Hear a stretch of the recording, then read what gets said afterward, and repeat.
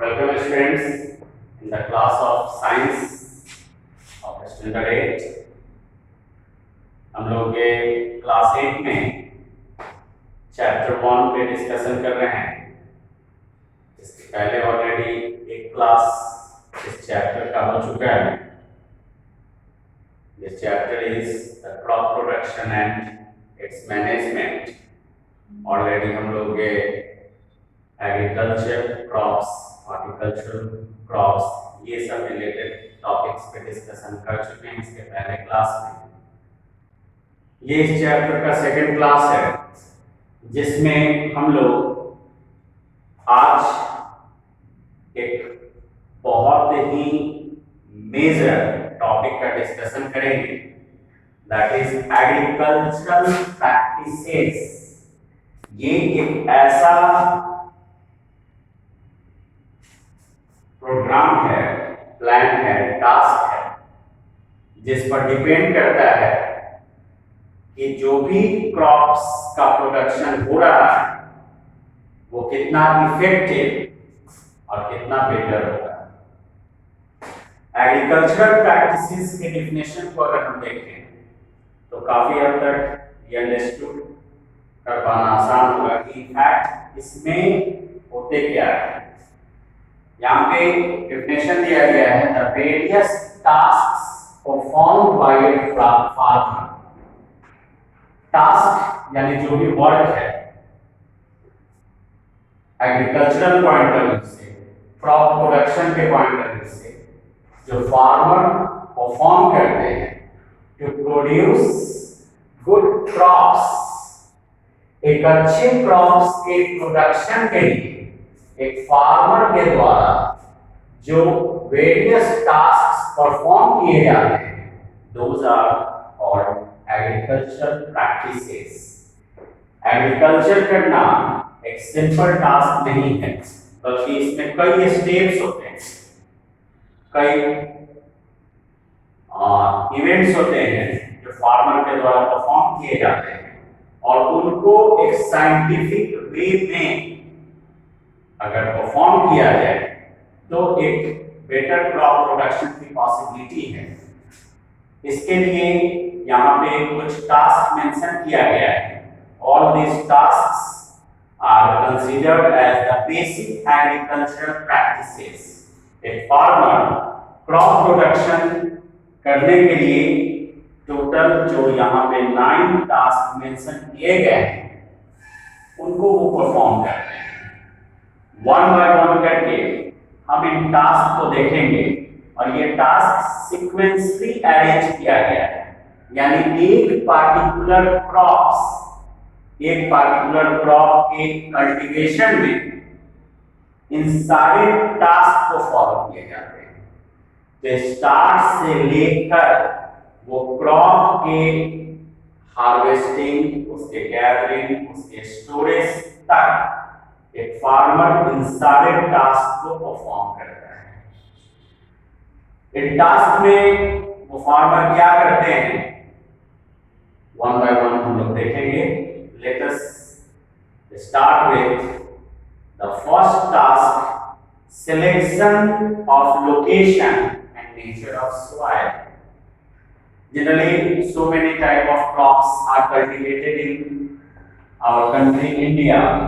India में बहुत तरह के क्रॉप्स ग्रो किए जाते हैं, उनका कल्टीवेशन होता है, लेकिन सारे तरह के क्रॉप्स सभी तरह के ज्योग्राफिकल कंडीशंस में वेल ग्रोन नहीं होते हैं, सभी तरह के सॉइल में वेल ग्रोन नहीं होते हैं। क्रॉप्स के अकॉर्डिंगली लोकेशन और सॉइल का सिलेक्शन बहुत जरूरी होता है। अगर हम सॉइल प्रॉपर्ली सिलेक्ट नहीं करते हैं, लोकेशन प्रॉपर्ली सिलेक्ट नहीं करते हैं, तो क्रॉप्स के सक्सेस होने का, क्रॉप्स के प्रोडक्शन के सक्सेस होने का चांस बहुत कम होता है। यानी इस सिचुएशन में क्रॉप्स के फेल्योर होने की पॉसिबिलिटी होती है। So it is very essential that for growing a better crops, a successfully production of the crops, it is very necessary to select a proper location and proper soil. तो first जो task है farmer कि वो crops के accordingly एक appropriate location और soil के जो नीड, सॉइल में जो भी न्यूट्रिएंट्स वगैरह होते हैं उसके पॉइंट ऑफ व्यू से क्रॉप्स का जो भी नीड है उसको देखते हुए एक सॉइल का सिलेक्शन करना जरूरी होता है। Just for example, you know, cotton grows well in black soil. Cotton का अच्छा कल्टीवेशन ब्लैक सॉइल में होता है and you know black soil is not available everywhere, सभी जगह ब्लैक सॉइल नहीं है। तो फिर कॉटन के सक्सेसफुल कल्टीवेशन के लिए ब्लैक सॉइल जहां कहीं भी होगा वहां पे कॉटन का कल्टीवेशन किया जा सकता है। ये एक एग्जांपल की बात है। ऐसे और भी कई तरह के क्रॉप्स हैं जो इंडिया के हर पार्ट में हर तरह के क्रॉप्स ग्रो नहीं होते हैं। ऐसा हम लोग देखते हैं कि डिफरेंट स्टेट्स में डिफरेंट तरह के क्रॉप्स स्पेशलाइज्ड वे में ग्रो किए जाते हैं क्योंकि अलग अलग जगहों पर ज्योग्राफिकल कंडीशन पूरा वैरी करता है, सॉइल का नेचर वैरी करता है and as per the need of crops location and soil का सिलेक्शन फार्मर के लिए एक इनिशियल टास्क है। नेक्स्ट वन इज जब ये लोकेशन और सॉइल का फिक्सेशन हो जाता है तो फार्मर्स उस सॉइल को प्रिपेयर करते हैं ताकि उसमें सीड्स लगाए जा सके।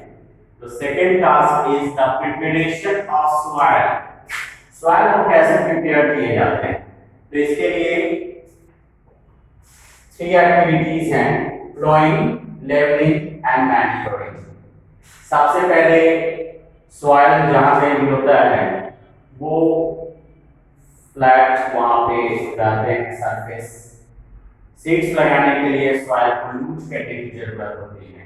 तो इसके लिए प्लॉइंग की जाती है। प्लॉइंग इन द सेंस खेत जोतना, जो अभी के टाइम में हम लोग ट्रैक्टर्स वगैरह का यूज करके सॉइल को प्लॉ करते हैं। सॉइल प्लॉइंग का सेंस कहा जाए तो it means tilling of soil, यानी जो भी मिट्टी है उसको जस्ट पलट देना प्लॉइंग है। देन आफ्टर उसको लेवल किए जाते हैं under the action of levelling and उसमें कुछ मैन्योर्स वगैरह डाले जाते हैं ताकि इनिशियल फेज में सीड्स को कुछ न्यूट्रिएंट्स अवेलेबल हो पाए। तो प्रिपरेशन ऑफ सॉइल के पॉइंट ऑफ व्यू से जहां कहीं भी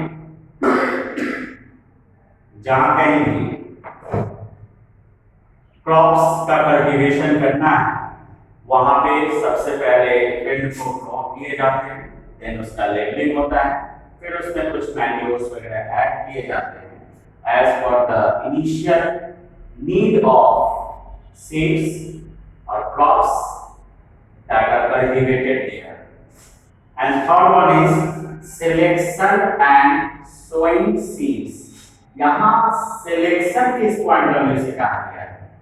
जनरली हम लोग मार्केट से जो सीड्स लाते हैं ऐसा जरूरी नहीं है कि all those seeds are healthy, क्योंकि अगर सीड्स हेल्दी नहीं होंगे तो क्रॉप्स का प्रोडक्शन बेटर नहीं होगा। यानी जो क्रॉप्स हम कल्टीवेट कर रहे हैं उसका जो प्रोडक्शन है वो हमारे डिजायर्ड के पॉइंट ऑफ व्यू से नहीं होगा। इसलिए बहुत जरूरी है कि जिन सीड्स का यूज कर रहे हैं क्रॉप्स के प्रोडक्शन के लिए उसको जज कर लिया जाए, उसको चेक कर लिया जाए कि दो seeds are either healthier or unhealthier. For getting a better production, we should select the healthy seeds. So selection यहाँ पे इसी पॉइंट ऑफ व्यू से है कि सीड्स को लगाने से पहले उनका सिलेक्शन किया जाए, हेल्दी सीड्स का सिलेक्शन किया जाए। देन वो जो फील्ड तैयार किए गए हैं, प्रिपेयर किए गए हैं, उसमें उनका सोइंग होता है वो हैंड स्प्रेडिंग के थ्रू भी हो सकता है, जिसमें हम लोग ब्रॉडकास्टिंग करते हैं। सीड्स को शो करने के दो प्रोसेसेस हैं। सीड सोइंग के लिए दो प्रोसेस है, broadcasting and by using seed drill. Seed drill एक एग्रीकल्चरल इम्प्लीमेंट है जो ट्रैक्टर वगैरह में पीछे कनेक्ट कर दिए जाते हैं और उसमें सीड्स डाला होता है जिसके हेल्प से वो फील्ड में स्प्रे कर जाते हैं। ब्रॉडकास्टिंग ये मैनुअल मेथड है। प्रिपेयर सॉइल में अगर हम लोग इस सीड्स को अपने हैंड के थ्रू स्कैटर्ड करते हैं तो this method is called broadcasting. तो फील्ड में दो मेथड से ब्रॉडकास्टिंग मेथड या सीड ड्रिल का यूज करके सीड्स को सोइंग किया जा सकता है। Next one is irrigation. Irrigation means the supply of water to the crops as per their requirement।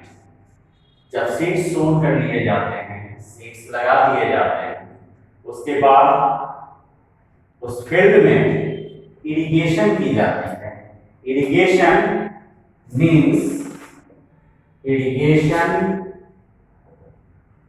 Means supply of water to the crops। Crops में water का जो सप्लाई किया जाता है यानी वाटर जो दिए जाते हैं उस क्रॉप्स के नीड के accordingly, this is called irrigation. और इरिगेशन के लिए हमारे पास दो तरह के मेथड्स हैं। अगर मेथड्स के पॉइंट ऑफ व्यू से इरिगेशन के लिए जाएं तो we have two methods, traditional method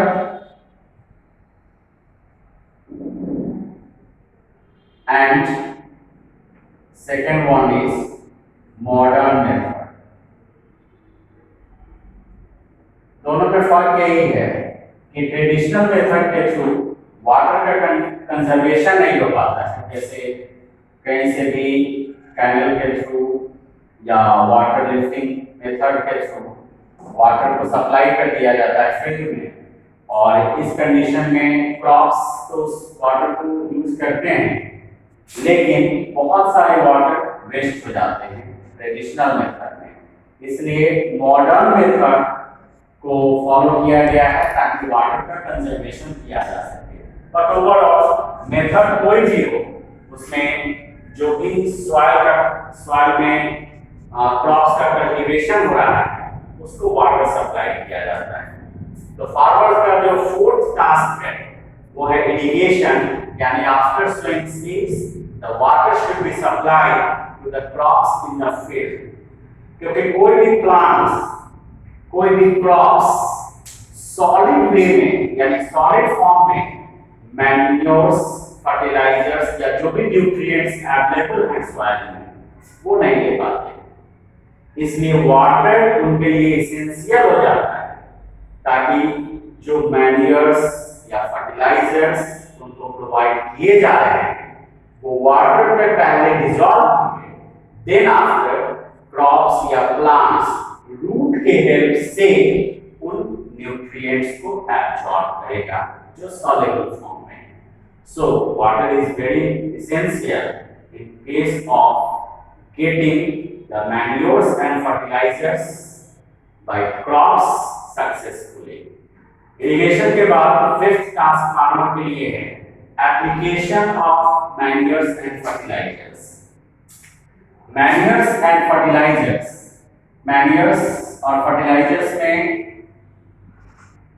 कुछ डिफरेंसेस हैं जिसको क्लास 7 में पढ़ा गया है। मैन्योर्स एक natural made nutrients containing material है, जबकि fertilisers man made nutrients containing material है। मैन्योर्स नेचर में या बाय नेचर ये तैयार हो जाते हैं, जैसे कंपोस्ट वगैरह है, वो माइक्रो ऑर्गेनिज्म के एक्शन से जो एनिमल या प्लांट वेस्ट होते हैं उनका कन्वर्जन होता है नाइट्रेट्स और नाइट्राइट्स में, जो सॉइल के पॉइंट ऑफ व्यू से न्यूट्रिएंट्स का काम करते हैं, प्लांट्स के लिए वो यूजफुल है। तो इस तरीके से मैन्योर्स बाय नेचर तैयार हो जाते हैं सॉइल में, और या उनको जो है किसी पार्टिकुलर एरिया में तैयार करके क्रॉप्स फील्ड में उनको प्रोवाइड किया जाता है।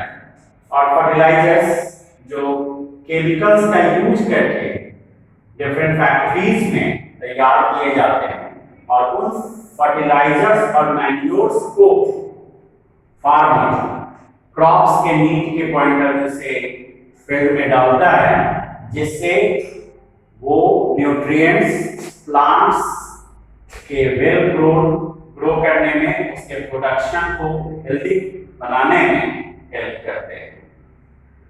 इसके बाद सिक्स्थ टास्क है प्रोटेक्शन फ्रॉम वीड्स। ये वीड्स क्या होते हैं?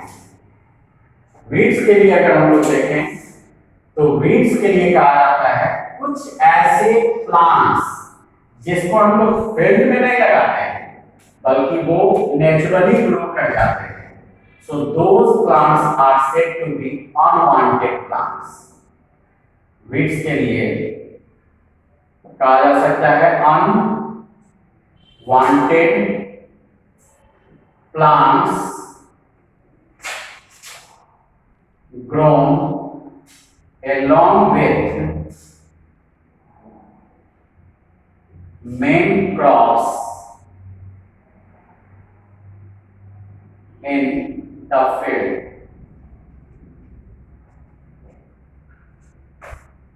Unwanted plants grown along with main crops in the field. Problem क्या है इससे? जनरली जिस सॉइल में हमने मेन क्रॉप्स का कल्टीवेशन किया है, उसमें अगर वीड्स ग्रो कर जाते हैं तो they act like a competitor with crops. Crops को जो भी वाटर, मैन्योर्स, फर्टिलाइजर्स या जो भी न्यूट्रिएंट्स सप्लाई किए जा रहे हैं, उसमें ये वीड्स शेयर ले लेते हैं, जिससे क्रॉप्स को सफिशिएंटली वो न्यूट्रिएंट्स अवेलेबल नहीं हो पाता है। यानी उस न्यूट्रिएंट्स में इनका शेयर हो जाने से मेन क्रॉप्स को जितना सफिशिएंट न्यूट्रिएंट्स मिलना चाहिए वो नहीं मिल पाते हैं, और इसका इम्पैक्ट उसके प्रोडक्शन पर होता है। इसीलिए बहुत जरूरी है कि time to time crop field से इन वीड्स को रिमूव किया जाए। वीड्स को रिमूव करने का प्रोसेस वीडिंग कहलाता है। Weeding, removal of weeds from crop field. Crop field से weeds का रिमूवल weeding कहे जाते हैं, and it is very essential or necessary for healthy production of crops. Crops के बेटर प्रोडक्शन के लिए, क्रॉप्स के हेल्दी प्रोडक्शन के लिए ये बहुत जरूरी है कि जो मेन फील्ड है, जो क्रॉप फील्ड है, उन वहां से weeds को रिमूव किया जाए। जिसके लिए दो मेथड है, मैनुअली यानी अपरूटिंग करके या सिकल के हेल्प से time to time crop field से weeds को रिमूव किए जा सकते हैं। लेकिन ये स्मॉल स्केल पर होता है, छोटे साइज का फील्ड है तो वहां मैनुअली उन weeds को अपरूटेट करके फील्ड से रिमूव किया जा सकता है। लेकिन अगर फील्ड काफी बड़ा है और वैसे फील्ड से इन वीड्स का रिमूवल करना हो तो manually it is a very tough task. एक तो इसमें लेबर हार्ड हो जाएंगे, दूसरी बात टाइम टेकन भी काफी होगा। तो कुछ ऐसे केमिकल्स हैं जो फील्ड में स्प्रे किए जाएं तो बिना मेन क्रॉप्स को हार्म किए वो वीड्स को डैमेज कर देते हैं। वैसे केमिकल्स को कहा जाता है weedicides, those chemicals which remove or damage the weeds only without harming the main crops in the field are called weedicides. So this is the best way to remove the weeds from the field. Means by spraying the weedicides, we can remove the weeds from the field to protect the main crops. तो 6 task है farmers का कि वो field से weeds को remove करें ताकि main crops का प्रोटेक्शन हो सके। देन आफ्टर 7th टास्क में इसकी पॉसिबिलिटी होती है कि जब क्रॉप्स ग्रो कर रहे होते हैं फील्ड में तो उन पर पेस्ट्स बड़े साइज का इंसेक्ट्स होता है जो क्रॉप्स को डैमेज कर सकते हैं। तो क्रॉप फील्ड में पेस्ट और इंसेक्ट्स का अटैकिंग हो जाए जिसके कारण उनसे क्रॉप्स में डिजीज हो सकते हैं, क्रॉप्स का प्रोडक्शन डैमेज हो सकता है। तो बेटर क्रॉप प्रोडक्शन के लिए ये जरूरी हो जाता है फार्मर्स के लिए कि वो क्रॉप फील्ड से पेस्ट और इंसेक्ट्स को भी रिमूव करें, यानी क्रॉप को पेस्ट और इंसेक्ट से भी प्रोटेक्शन चाहिए for getting better production of crops.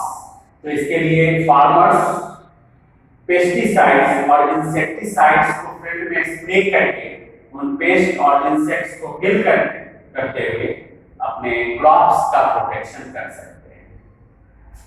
After completion of the 7th task, in 8th task, this is the task when the crops become mature. अब यहाँ पे जब क्रॉप्स तैयार हो जाते हैं, मैच्योर हो जाते हैं, they become ready for harvesting. Harvesting का मतलब है क्रॉप्स की कटाई करना।